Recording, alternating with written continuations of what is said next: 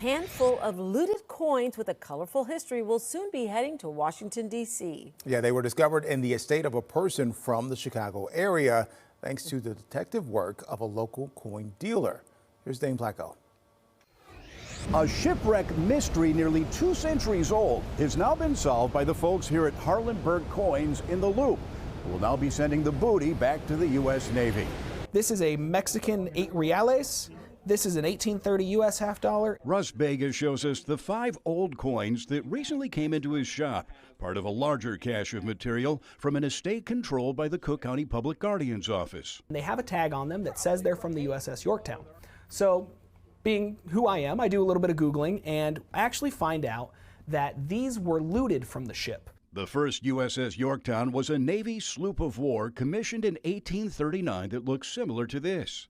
In 1850, it was on patrol along the African coastline to stop slave ships. Slaves were not allowed to be brought into the country anymore, and so to that end, the U.S. actually did do a fair bit of anti-slaving operations in the Atlantic. But the ship hit a reef and sank. The crew was rescued, but the Yorktown and its belongings sat at the bottom of the ocean for 150 years until a Portuguese company discovered the wreck in 2000 and began salvage operations. There is a law that was passed in 2001 that essentially says American naval vessels, no matter where they are U.S. soil, and when they sink, they're still property of the United States government. So the Navy is very interested in recovering pieces like this. The Navy's History and Heritage Command has already recovered some of the Yorktown's loot that was being auctioned in London.